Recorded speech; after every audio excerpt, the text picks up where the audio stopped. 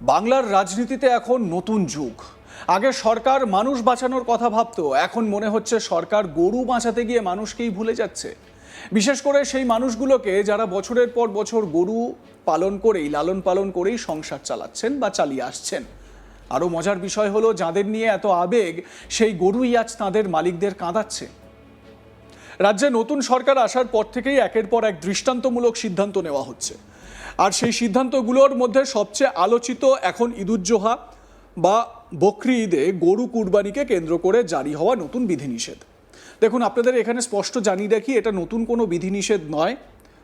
আমাদের দেশের যে আইন রয়েছে সেই আইনটাকেই লাগু করার কথা রাজ্য সরকার বলেছে। তো শুভেন্দু অধিকারীর সরকারের বক্তব্য, নিয়ম মেনে সব কিছু করতে হবে, কিন্তু মাটির নিচের বাস্তব বলছে নিয়মের চাপে এখন দম বন্ধ হয়ে আসছে বহু পশুপালকের।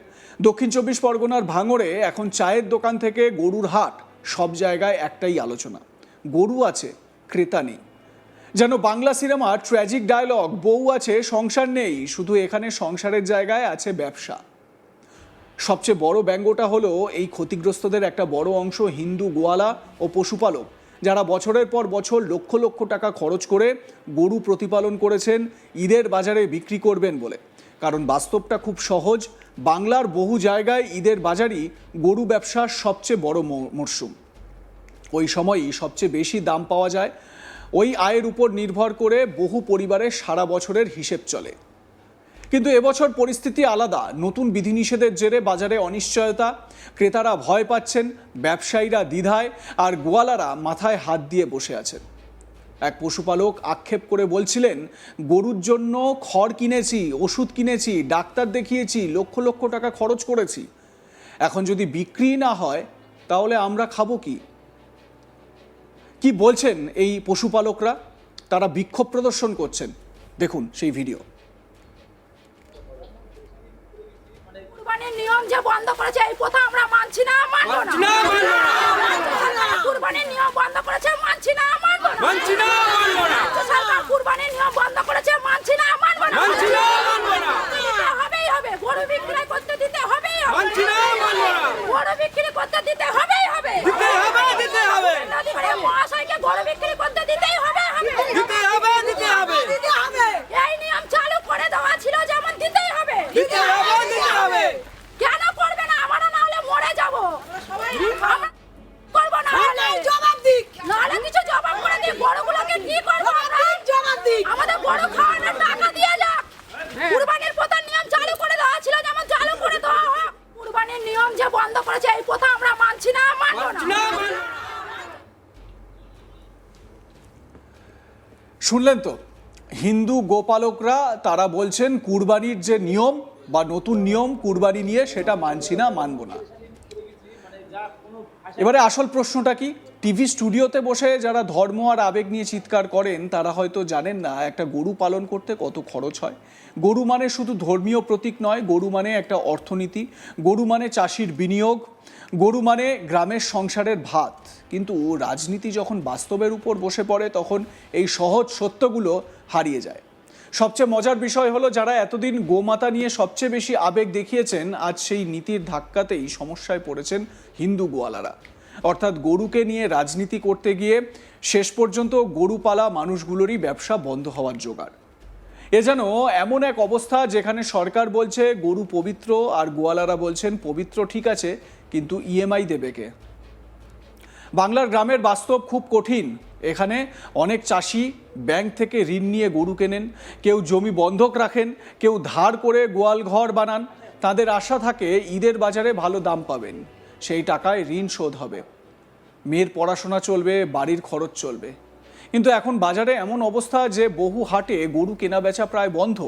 ব্যবসায়ীরা বলছেন ক্রেতারা নিশ্চিত নন, প্রশাসনিক কড়াকড়ির ভয়ে অনেকেই বাজারে আসছেন না। ফলে মাঠে মাঠে দাঁড়িয়ে আছে বিশাল গরু, আর পাশে দাঁড়িয়ে চিন্তায় ডুবে মালিক। যেন কৃষি অর্থনীতির নতুন পোস্টার, গরু আছে, বাজার নেই। সবচেয়ে বড় ব্যঙ্গটা এখানেই, কারণ যেই সরকার গ্রামীণ উন্নয়নের কথা বলে, কৃষকদের স্বার্থ রক্ষার কথা বলে, সেই সরকারের সিদ্ধান্তেই এখন গ্রামের অর্থনীতি টালমাটাল। অবশ্য রাজনীতিতে বাস্তবের চেয়ে মেসেজ বেশি গুরুত্বপূর্ণ। সরকার হয়তো ভাবছে কঠোর বিধিনিষেধ মানেই বড় রাজনৈতিক বার্তা, কিন্তু সেই বার্তার নিচে চাপা পড়ে যাচ্ছে সাধারণ পশুপালকদের জীবন।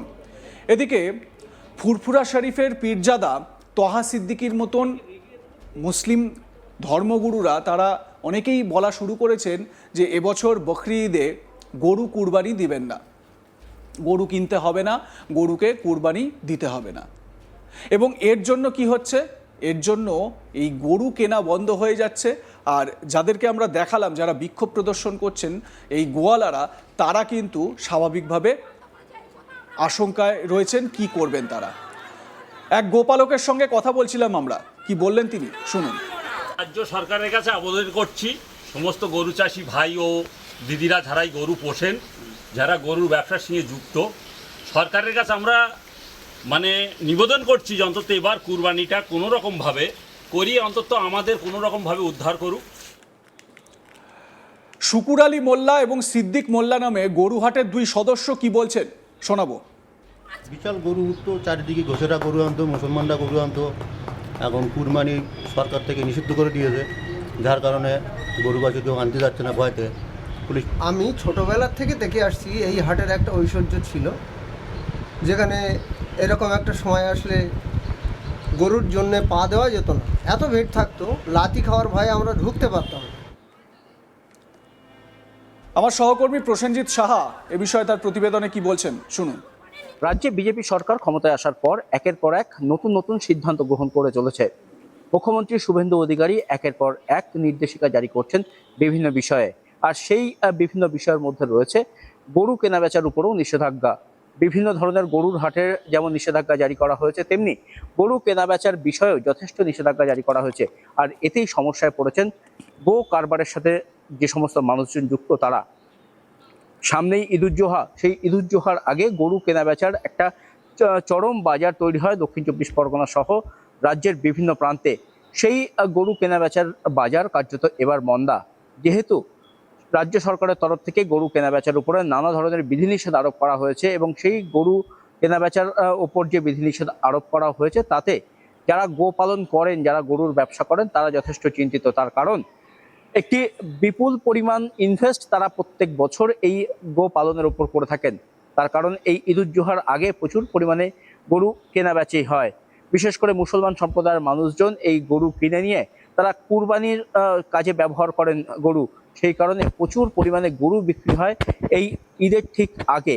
আর ঈদের বাজারকে মাথায় রেখে যে সমস্ত মানুষজন তারা গরু পালন করেন, তারা কার্যত মাথায় হাত দিয়েছেন। তার কারণ প্রত্যেকটি গরুর পিছনে প্রত্যেক দিন প্রায় 500 টাকা করে খাবারের খরচা হয়, অর্থাৎ লক্ষ লক্ষ টাকা ব্যয় করে যারা গো পালন করেছেন তারা কিন্তু মাথায় হাত দিয়েছেন, যেহেতু রাজ্য সরকার এই গো পালনের উপর নির্দেশিকা জারি করেছে। এই বিভিন্ন যে নির্দেশিকা জারি রয়েছে তার মধ্যে গো পালনও কিন্তু অন্যতম একটি নির্দেশিকা, যেখানে বলা হয়েছে অন্তত 14 বছরের নিচে কোনো রকম গরু কেনাবেচা করা যাবে না। এই সমস্ত বিষয় যখন সামনে আসছে তখন কিন্তু গো পালনের সাথে যে সমস্ত মানুষজন জড়িত, বিশেষ করে দক্ষিণ চব্বিশ পরগনার ভাঙড়ের এই ঘোষপাড়া এলাকার মানুষজন, তারা কিন্তু যথেষ্ট আতঙ্কিত হয়ে পড়েছেন এই ঘটনায়। তাদের দাবি এই বছরটি অর্থাৎ ঈদুজ্জোহার, এই যে সামনে ঈদুজ্জোহা, তা সেই ঈদুজ্জোহাতে যাতে তাদের যে পালন করা গরুগুলো সেগুলো বিক্রির সুযোগ অন্তত তাদেরকে করে দেওয়া হোক, যাতে কিনা তারা যেই বিপুল পরিমাণ আর্থিক ক্ষতির সম্মুখীন হতে চলেছে সেই আর্থিক ক্ষতি থেকে তারা যাতে বাঁচতে পারেন, সেই বার্তা বা সেই আবেদন কিন্তু তারা করেছেন রাজ্য সরকারের কাছে। রাজ্য সরকার যাতে তাদের সেই আবেদনে সাড়া দেন সেই বার্তাই দিয়েছেন গো পালনের সাথে যুক্ত মানুষজন। তারা পথে নেমে কিন্তু আন্দোলন বিক্ষোভ শুরু করেছেন। তাদের দাবি সরকারের এই সিদ্ধান্তের ফলে তারা প্রচুর পরিমাণে আর্থিক ক্ষতির সম্মুখীন হবেন, সেই আর্থিক ক্ষতির সম্মুখীন যাতে তারা না হন সেই চেষ্টা বা সেই উদ্যোগ যাতে সরকার নেয়, সেই দাবি কিন্তু তারা করেছেন। আর এই ঘটনাকে কেন্দ্র করে দক্ষিণ চব্বিশ পরগনার ভাঙড়ের এই ঘোষপাড়া সহ যে সমস্ত এলাকায় এই ধরনের গরু প্রতিপালন হয় সেই এলাকার মানুষজন তারা কিন্তু যথেষ্ট আতঙ্কিত। এই গরু কুরবানি বা ঈদুজ্জোহায় যে গরু কেনা বেচা হয় সেই ক্ষেত্রে মুসলিম সম্প্রদায়ের মানুষজন বেশিরভাগ জড়িত থাকলেও গো পালনের কাজে কিন্তু হিন্দু ঘরের মানুষজনই বেশি জড়িত থাকেন। তারা হিন্দু ঘরের মানুষজনই গো পালন করেন নিজেদের যে ব্যবসা, সেই ব্যবসার কারণ গরু প্রতিপালন করে দুধ যেমন পাওয়া যায়, তেমনি কিন্তু এই গরু ঈদের সময় চড়া দামে বিক্রি হয়। ফলে এই গো পালনের সাথে যে সমস্ত মানুষজন জড়িত তারা কিন্তু এই গো পালনের ওপর বা গো বিক্রির উপরে যে সমস্ত নিষেধাজ্ঞা জারি হয়েছে তাতে কিন্তু তারা যথেষ্ট আতঙ্কিত হয়ে পড়েছেন এবং প্রচুর পরিমাণে আর্থিক ক্ষতির সম্মুখীন হচ্ছেন তারা, তেমনটাই তারা দাবি করছেন। আপনাদের মতামত জানান, দেখতে থাকুন আজ তাক বাংলা।